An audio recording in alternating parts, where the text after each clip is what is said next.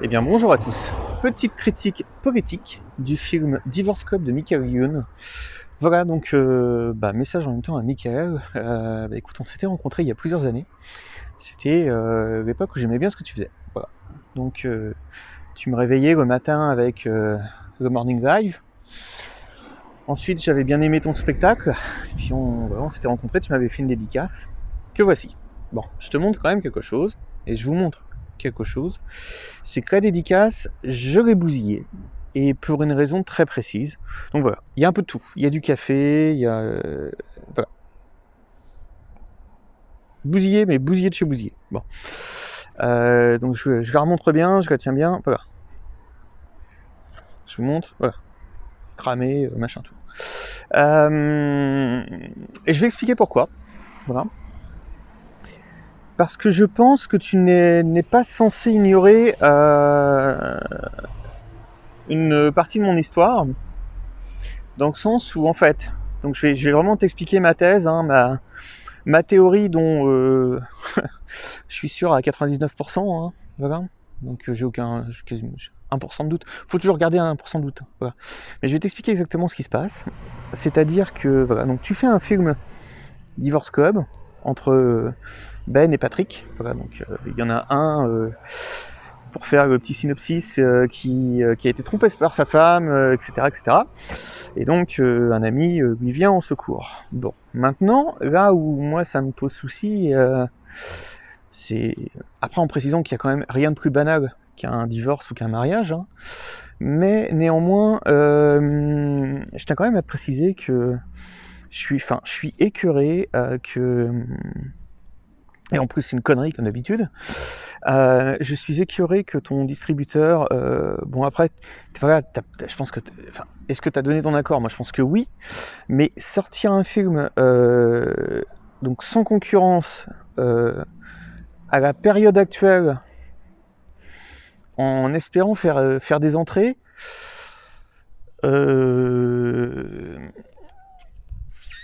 me demande quand même de quelle connerie on dispose. Voilà. Et où tu places ta connerie sur ce niveau-là. Parce que bon, je voyais par exemple des sites qui parlaient de ton humour, comme d'un humour à géométrie variable, par exemple, sur des questions politiques, hein.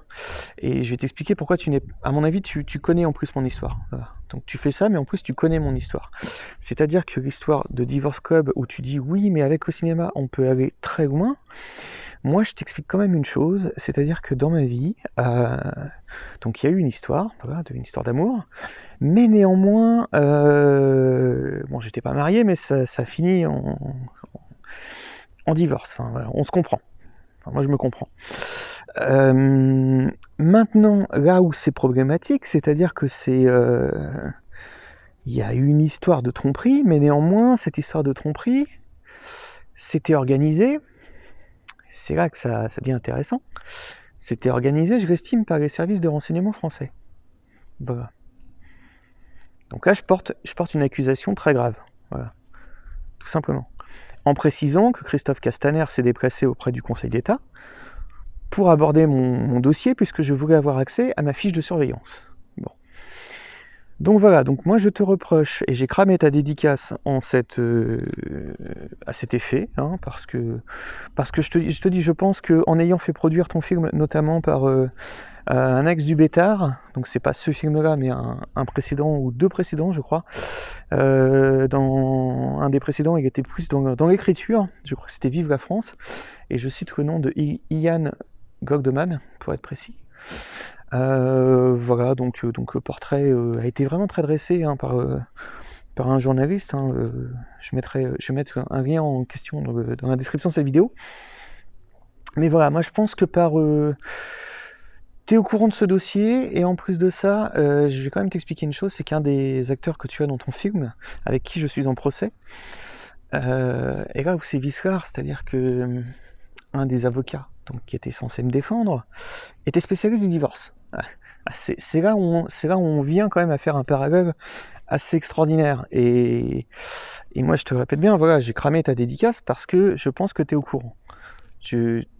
Voilà, je mets pas en enclin comment dire, ta religion ou ton origine, mais je pense que de ce que j'ai vu, de ce que tout est organisé depuis des mois, hein, dans mon dossier, etc. Avec notamment TF1 qui recommence à s'en mêler, à rediffuser un personnage avec qui je suis en procès.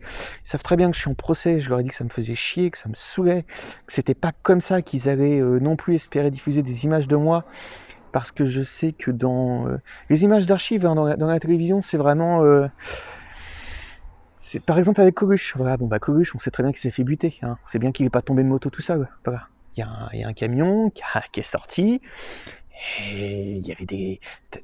Voilà, il y avait des graviers, et puis on sait très bien qu'il y avait une histoire avec la gendarmerie, etc., etc. Puis on sait très bien que la gendarmerie, c'est l'armée, entre guillemets. Donc, et puis de toute façon, bon, je vais faire une vidéo vraiment sur ce thème-là, dans une autre vidéo à part, en expliquant bien, parce que j'ai tout analysé, le bouquin qui est sorti, les témoignages, etc. J'ai fait toute une enquête. Les Restos du Cœur, puisque toi aussi tu y es, tu sais très bien que les Restos du Cœur, ça a été récupéré par la franc-maçonnerie. Voilà. Donc, est-ce que Coluche aussi s'est fait buter pour ça, pour que ce soit récupéré ensuite par la franc-maçonnerie? Et ça, on le voit très bien dans les fichiers de Stop Mensonge, hein, qui ont été piratés. Donc, c'est pas les fichiers de Stop Mensonge qui ont été piratés, mais les fichiers du Grand Orient de France, ainsi que la Grande Loge Nationale de France, qui est vraiment une masse, mais on tombe sur une planète de dossiers. Moi, ça m'a fasciné de regarder tout ça. Voilà. Bon, toi, t'es pas dedans directement, mais les Restos du Cœur, voilà, quelque part, tu participes à une sorte d'escroquerie. C'est bien les Restos du Cœur. On en a obligatoirement besoin, parce que la détresse est plus que présente. Il va y avoir encore 1 million de chômeurs de plus. Enfin, mais tu as bien compris que c'est l'État qui rebascule sa responsabilité là-dessus, quoi. Il se dégage, comme d'habitude, quoi. Bon. Mais voilà, moi je te reproche ça, hein, je résume bien, et donc je te redis, voilà, j'ai niqué ta dédicace, ça m'a même pas fait chier, j'ai même pas hésité, bon, c'est vrai que j'ai vu que tu avais mis un message, hein, pour les discothèques, et que notamment tu t'étais rendu au Must Club, qui est une... Alors je sais pas comment s'est passée ta soirée, mais moi en tout cas c'était merveilleux. On a eu des milliers de personnes qui sont venues au roulement. Actuellement, comme tu sais, la discothèque ne peut pas rouvrir, donc ne pourra pas rouvrir en tout cas avant minimum septembre, octobre, novembre peut-être. Donc il y avait, comme d'autres, en location, donc pour des soirées privées, hein. Parce que, comme je disais à tous les gérants de clubs, vous avez qu'à faire des free parties, vu que tout le monde peut faire des discothèques sans être une discothèque. Donc, et que le Conseil d'État, le Conseil d'État, il donne des bonnes raisons ou des mauvaises, mais en tout cas, après c'est eux qui estiment, mais au Luxembourg, par exemple, le Conseil d'État a dit non, vous pouvez ouvrir. Voilà. Faut pas danser, mais vous pouvez ouvrir. Bon bref, je fais un melting pot de tous les sujets, mais vraiment, je te le résume en très peu de... Voilà, je pense que tu as cramé ta carrière, je te le dis comme ça, hein. Je pense que tu as cramé ta carrière pour des questions de... Parce que ça a fait des entrées, oui, c'est peut-être premier actuellement, mais 200 000 entrées, c'est rien en 6 jours. Par rapport, t'avais fait 300 000 entrées, 330 000 avec Fatal, avec Vive la France. Et je pense que... Je pense que le sujet du divorce, en tout cas ce sujet-là, le vrai divorce actuellement, c'est le divorce judéo-chrétien. Ça c'est le vrai divorce actuellement. Donc Patrick et Ben, actuellement, je pense que voilà, ils sont plutôt en train de divorcer entre eux. Voilà. Donc, je pense que tu t'es trompé, et comme je te le répète, moi on m'a désigné un avocat dans cette procédure avec lequel notamment tu prends comme acteur cette personne. Bon, il a le droit de bosser, hein. Après voilà, c'est moi tant qu'il me fait pas chier, voilà. Mais après je précise quand même que voilà, il est dans le truc. Je pense que tu es au courant du dossier, je pense que tu sais que le film sort en étant au courant de ce qui se passe à côté de ça, donc avec des implications notamment de la DGSI, quand c'est pas l'armée, hein, quand c'est pas aussi des histoires d'attentats. Donc vous n'hésitez pas à regarder dans mes dernières vidéos, il y en a une notamment qui est assez parlante, quand c'est pas de la censure directement de l'État. Donc voilà, bah écoute, moi je te dis, je pense que vraiment que tu t'es trompé de sujet, que ça mérite peut-être pas plus d'entrée. Après, franchement, si les gens ils ont envie de te voir, enfin, qui viennent voir ton film, moi j'irai pas. Voilà, je t'expliquais pourquoi j'irai pas. Et puis c'est bien moi je suis obligé, tu comprends, je suis obligé de faire cette vidéo parce que j'en ai marre d'avoir des gens qui surfent sur notamment, même si je précise bien que c'est quand même extrêmement courant, divorce, machin, mariage. Mais il y a toujours des petites fractions des petites fractions de ma vie là, depuis 10 ans. Hein, donc je précise que voilà, je suis sur écoute, je suis surveillé quasiment en permanence. J'ai absolument toutes les preuves de ce que j'avance et toutes les preuves vous allez les retrouver sur mon blog avec des petites vidéos en plus qui vont être ajoutées. Donc voilà, j'ai plus de 10 ans d'archives, hein, donc des milliers de conversations téléphoniques, des milliers de vidéos, des milliers d'images, de sons, d'articles. Etc., de choses et autres qui ont été censurées, supprimées. Donc tiens, j'ai appris d'ailleurs que ERFM venait d'être censuré. Hein, voilà. Et je te précise ça aussi, c'est que tu comprends que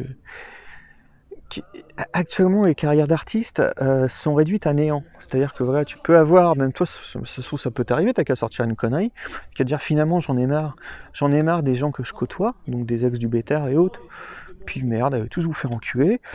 On peut vraiment se retrouver à se faire réduire sa carrière comme totalement inexistante, n'ayant jamais existé. Et dans le procès dont je te parlais, avec qui t'as pris comme acteur machin, qui m'a diffamé d'ailleurs publiquement, et qui est protégé par un procureur qui s'appelle le procureur Prache, je disais, lui il disait que je virais mes avocats, sauf que ce qui est totalement faux, et ce que je viens de te dire, c'est que je me suis retrouvé avec un avocat qui s'appelle Harald Dingold, voilà, qui est spécialiste du divorce. Voilà, je le répète bien une deuxième ou troisième fois. Voilà. Donc on voit qu'il y a vraiment un problème, que ton film n'est pas en phase du tout avec ce qui se passe actuellement. Voilà. Donc là, de toute façon, actuellement, on est dans une... Ah putain, j'avais trouvé le nom. C'est dommage. C'est dommage. Je le mettrai, en fait, je vais le mettre en nom de vidéo à côté de ça. Voilà, je vais mettre critique de ton film politique. Et je vais mettre le nom exactement de ce qui se passe actuellement. Et en plus de ça, voilà, on est dans une ère du numérique, un psychisme numérique morbide, animal. Ouais, animal et morbide. Voilà. Dans une ville totalement morte. Voilà, je fais une vidéo dans une ville totalement morte, où les gens sont en train de s'engueuler et bourrer. Voilà. Bref, bah écoute, j'ai terminé. Voilà, donc j'ai rien d'autre à dire sur ce film. Voilà, c'est pour moi c'est sans. Après en précisant que donc tu n'as pas pris le même producteur que sur Fatal, Vive la France, etc. Et là c'est Radar Film. Mais je pense que t'es au courant. Donc tu sors un film en étant au courant de ce qui se passe. Et puis Arnaud Ducré, moi c'est pareil. Enfin, il sait très bien que sa sœur, ça commence. Désolé, il y a du bruit. Il sait très bien que sa cousine Eva en a pris plein les poumons de Lubrizol et que Lubrizol fait partie des, il y a de la musique et tout, ça me déconcentre. De la musique arabe. Ah, j'ai pas fait exprès. J'y peux rien. Lubrizol fait partie des conséquences de cette guerre intra-religieuse, française, en France, mais ailleurs. Et voilà. Bon.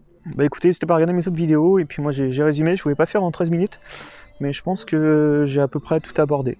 Voilà. Donc après, libre à toi de continuer ta carrière comme tu le souhaites.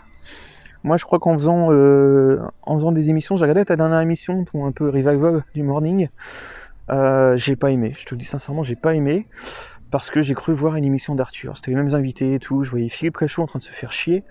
Philippe Réchaud, moi j'avais tourné un truc avec lui, voilà, je m'étais éclaté, il s'est éclaté, et là c'est vrai que j'ai trouvé qu'il se faisait chier. Voilà, bah écoute, moi j'ai résumé. Donc bon courage, hein. Malgré tout bon courage, parce que même si l'idée c'est peut-être de faire du profit et de sortir ça sans concurrence, sans blockbuster en face, en disant que ouais, finalement le film est peut-être pas terrible et tout, enfin je sais pas, moi je l'ai pas vu, mais c'est quand même osé, quoi.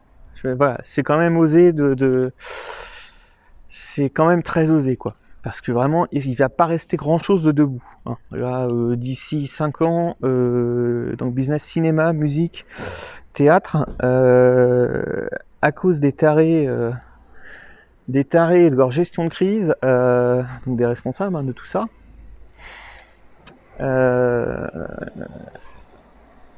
Il va pas rester grand chose, quoi. Voilà.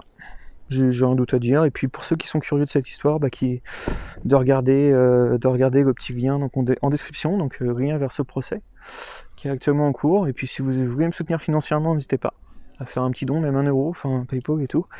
Moi voilà, je vous dis, moi je peux pas sortir. Moi je peux pas sortir de film aidé, ni par des chaînes. Je fais tout en autoprod, quoi. Parce que ouais, moi je te citais Ilian Gogman, par exemple, si je m'adresse à la Gaumont, même sans proposer un scénario, je dis je veux travailler avec vous, ils me disent non, c'est pas possible. Je dis bon, mais pourquoi? Je sais pas, ça doit être ça, je pense. Donc voilà, ça a des opportunités de faire des choses, mais ça vire à la catastrophe. Voilà. Comme Stop Covid, hein. C'est comme ce qu'ils ont essayé de faire avec Stop Covid, qui est censé rentrer en bourse en septembre, hein, qui est en bis entre la DGSI et la CIA. Donc si le but c'était de prendre les discothèques en otage, ils se sont sacrément chiés dessus. Parce que tout le monde, moi j'écris à tout le monde, j'aurais dit attention, il y a un truc.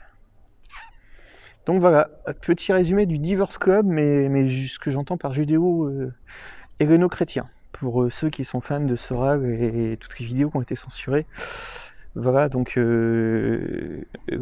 comment dire, le thème est très bien résumé, et on voit que le thème on ne veut pas l'aborder. Donc moi je fais un film à côté de ça qui s'appelle I'm Not Scared, je n'ai pas peur. On voit bien que le thème n'est pas envisageable d'aborder le terme pour d'autres personnes, mais moi je compte bien l'aborder. Voilà. Quoi qu'il en coûte. Voilà. Je n'ai rien à perdre. Je suis totalement libre de mes choix.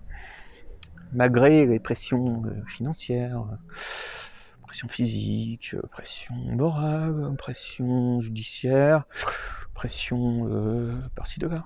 Voilà. Tout simplement. Je peux pas mieux résumer. Voilà. Et puis tu verras, si jamais un jour tu fais des vidéos sur YouTube, tu peux prendre tout ton temps pour faire ta vidéo. Voilà. Donc et puis je voulais dire une dernière chose, que par contre, cramer une dédicace, voilà, c'est un choix. Cramer le DVD de Franck Dubosc, parce qu'il y avait une histoire avec Franck Dubosc, donc je vais vous faire une vidéo par rapport à ça pour vous expliquer exactement ce qui s'est passé. Et là je trouve que c'était une connerie. Voilà. Il avait sorti un truc, mais faut comprendre le contexte. Et puis, faut comprendre qui manipule derrière. Donc, par exemple, t'allais dans une émission d'un débile mental, mais Tex s'est fait virer justement dans l'émission, dans la même émission, quoi. Et tu te doutes bien qu'on a dû lui demander de faire ça. Voilà, donc il y a beaucoup de manipulation derrière, aussi pour préciser, et que lui a perdu son procès. Voilà. Donc il n'y a rien à gagner de faire le jeu de ce type, et comme disait Dieudonné notamment, que c'était le bouffon d'une certaine communauté. Voilà, c'était leur bouffon. Voilà. Donc, enfin plus qu'un bouffon, c'était vraiment le porte-étendard. Voilà. Mais ils ont comme porte-étendard un bouffon. Voilà. J'ai résumé. Allez, ciao.